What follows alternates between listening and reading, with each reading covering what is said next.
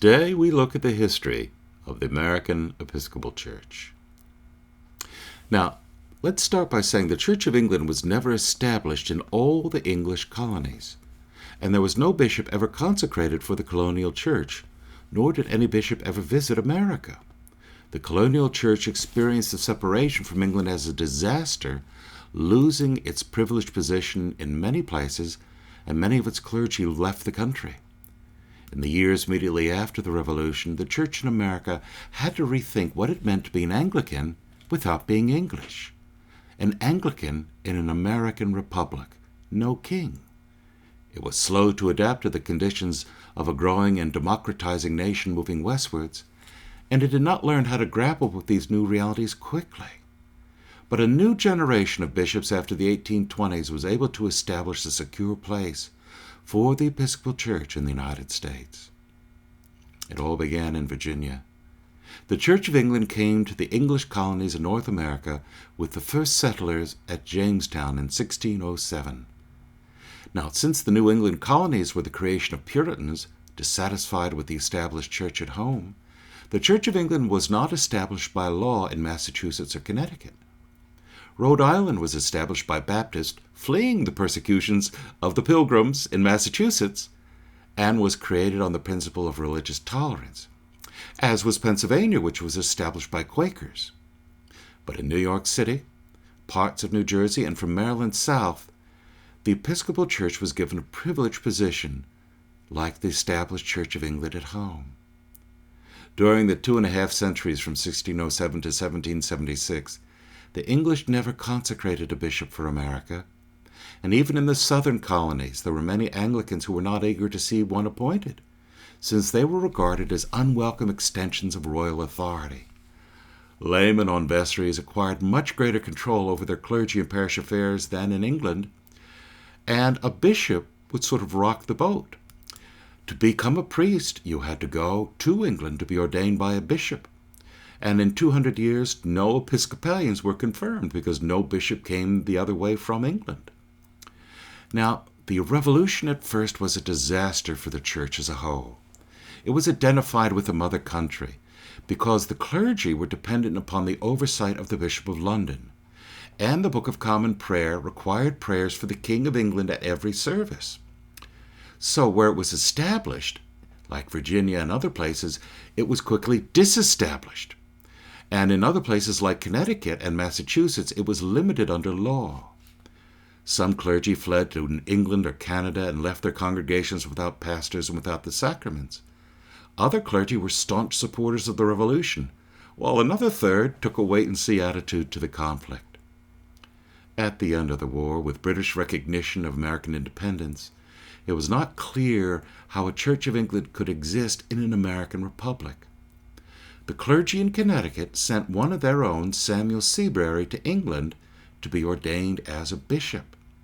But the Archbishop of Canterbury wouldn't do it because he was not allowed to by law, because all bishops had to pledge loyalty to the king. Now that was not going to work. So the answer was for Seabury to go north to Scotland, and the Scottish bishops consecrated Seabury in 1787, and America had its first bishop.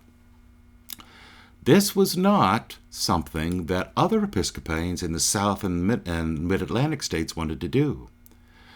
And they sent two of their clergy, one of whom was William White of Philadelphia, to England and lobbied Parliament to change the law to allow the Archbishop of Canterbury to consecrate bishops who would not take the oath of supremacy to the crown. This law was passed, and Pennsylvania and Virginia were given bishops. In 1789, the Protestant Episcopal Church in the USA was created, with a governing structure based on the model of the Articles of Confederation. Each state was a diocese, and the diocese sent lay and clergy members to the convention, and the church divided itself into a house of bishops, which consisted of the bishops of the church, and the House of Deputies, which were elected by each state or diocese, with equal numbers of clergy representatives and lay representatives. The bishops elected a presiding bishop, and that was the head of the church. We chose not to have an archbishop, and the reason why was that the presiding bishop was not someone who had authority over other bishops. He just was president of their gathering. And the dioceses did not subordinate themselves to the national church, but they took upon themselves the model of the Articles of Confederation. See, the U.S. Constitution, which was established years after this, puts the federal government above the states. If there's a conflict of law, the federal government triumphs and so on and so forth. However, the old principle that was found in the Articles of Confederation of states' rights, that the states could delegate some authority but remain paramount in their own affairs, is how the Episcopal Church was operated. So dioceses in the United States entered into a voluntary association with each other to form the new church, but retained all powers not granted to the General Convention. This is different from the Church of England and other churches that have archbishops. The bishop in Central Florida, for instance, has no boss except at the meetings of the General Convention and the presiding bishop, who has some powers over him. But he is not under the authority of an archbishop. Now, the new American church was in the doldrums after the Revolution. Samuel Seabury had been a chaplain in the British Navy during the war. He was a loyalist. While William White was the chaplain to the Continental Congress, and he was a leading patriot. The first few decades saw the church work to overcome the legacy and hard feelings of the war.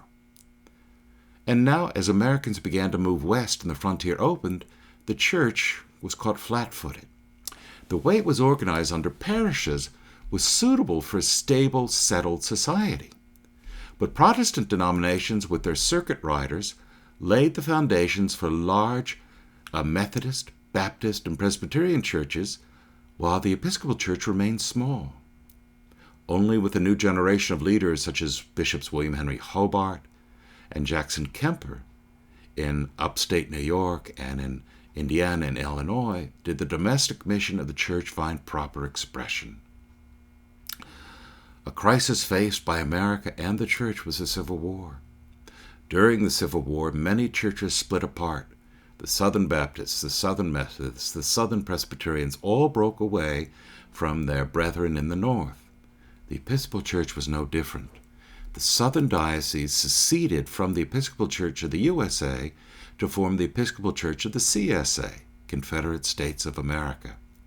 And Episcopalians were prominent in leadership on both sides of the war, pro-slavery, anti-slavery, pro-union, pro-states' rights. Now, when the war was ended, the others, the Methodists, the Presbyterians, Baptists, refused to reunite because of the hardships and because they lacked a common belief. The Episcopal Church reunited easily because we were not held together by a common belief, but by a common prayer book and by bishops who had some degree of independence. Now, even as Protestantism continued to give rise to new religious groups in America, the Episcopal Church remained intact. However, there were many new influences in these years after the war. The Catholic movement, also called the Oxford movement, liberal theology, the broad church movement, the social gospel movement. All of these contributed to the growth and distinction of different parts of the Episcopal Church. And they're the ancestors or forefathers of churches today we call evangelical or Anglo-Catholic or liberal, even charismatic, all within the Episcopal Church, but all very different, but using the same prayer book, with the same bishops, with the same parish structure. Now, as America underwent a program of industrialization, and large numbers of immigrants arrived from Central Eastern Europe, and as African Americans moved north and the small farmers left the countryside to move to the cities, the religious makeup of the nation changed. Industrialism presented new problems and opportunities for the American church. Episcopalians were prominent in the social gospel movement of the late 19th and early 20th centuries, and they struggled with the question of race relations and missions to blacks and to Indians. In the late 19th century, American Episcopal churches in the big cities in the North opened foreign language congregations, German, Slovak, Polish, Ukrainian, to meet the new needs of immigrants, as well as churches to support African Americans who had moved north. And we also began the mission movement, planting churches in Latin America, Brazil, the Caribbean, the Philippines, and China.